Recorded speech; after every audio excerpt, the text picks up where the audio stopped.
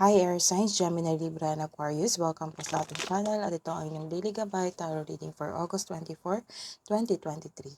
Please be reminded that this is general reading po, so maaari kayong makarelate o hindi. Just take what resonates. Gamitin ang reading na ito bilang gabay lamang. Balik po kayo dito bukas para sa ating Daily Gabay Tarot Reading for August 24, 2023. Please like, subscribe, and click bell button para updated po kayo sa Daily Tarot Reading natin. Maraming salamat po. Spirit guides, ano pang energy today ni Air Signs, Gemini, Libra, and Aquarius?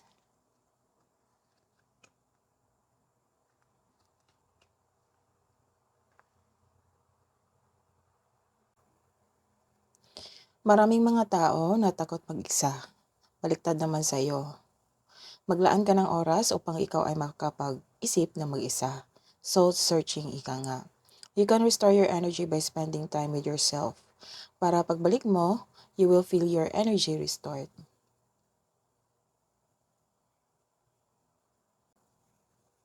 Busy ka ngayon. Nagkaroon ka ng productivity sa iyong trabaho. Naging hard worker ka. Merong bagong kasanayan at kaalaman. This card reminds you, kapag ginawa mo ang gusto mo, mamahalin mo ang ginagawa mo. Ang tagumpay sa pananalapi at seguridad ay produkto ng iyong pagsusumikap at desisyon. At ang taas ng iyong tagumpay ay nasa iyo. Keep up the great work.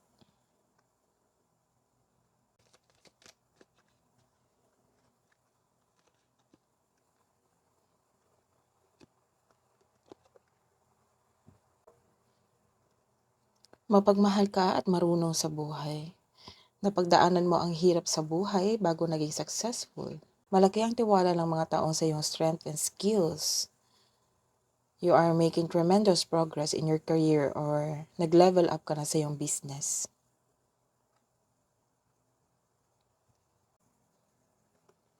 Medyo ilan sa inyo hindi masaya, hindi okay ang health mo ngayon or relasyon mo sa pamilya o sa partner mo. May nakikita akong may delay sa travel plans pero makahanap ka pa rin ng paraan para ma-enjoy mo ang moment mo ngayon. Let's see your career and money for Gemini, Libra, and Aquarius. Ngayong August 24, 2023. Spirit guides, I need one card please.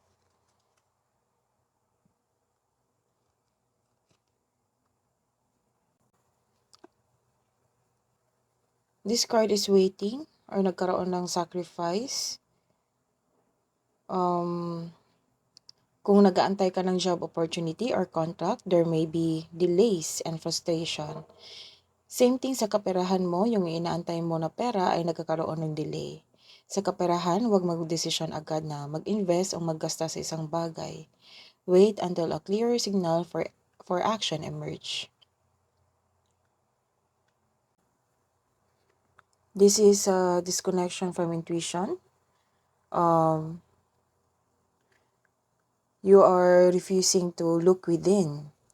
This card is a sign of a disconnection from your intuition. Nagkaroon ka ng overthinking and over-analyzing the situation. Instead na magkaroon ka ng tiwala sa iyong sarili, nagre-rely ka sa guidance o opinion ng iba. This is also means wala kang alam sa pangyayari. You are refusing to look within sa isang sitwasyon. For love and romance po, para kay Air Signs, Gemini, Libra, and Aquarius, ngayong August 24.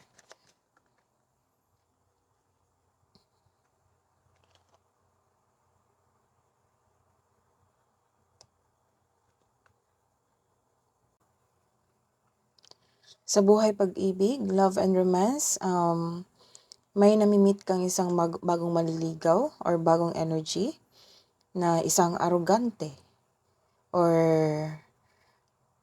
may pag-uugali na bossy. Hindi mo gusto ang kanyang pag-uugali, kaya nireject mo siya. Sa may karelasyon dyan, this card asks you na huwag masyadong gastahin kung ano yung mga biyayang natanggap nyo. Yung iniipon nyo, huwag nyong gastahin. This is nagkaroon ng balanse. Para sa mga single, naging hard worker ka at wala ka ng panahon sa sarili mo. Kaya this card asks you na balansehin mo ang oras mo sa trabaho at sa sarili. Para sa mga in relationship, the advice is you need to balance your work at sa partner mo. Or maaari ring may hindi pagkakaunawaan kayo ng partner mo ngayon. Kaya sa araw na ito, kayong dalawa ay magkaroon ng pag-uusap. Panatilihing maging totoo sa isa't isa. Ano pa po ang love advice para kay Gemini, Libra, Aquarius ngayong August 24, 2023? I need one card po, Spirit Guides.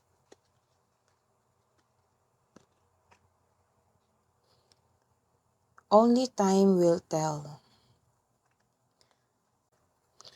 Ano pa po ang advice para kay Air Signs, Gemini, Libra, Aquarius ngayong August 24, 2023?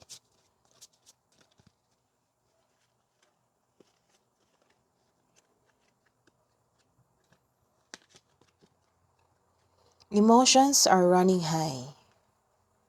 Angels, Archangels, Spirit Guides, ano po ang inyong advice para kay Gemini, Libra, and Aquarius ngayong August 24, 2023?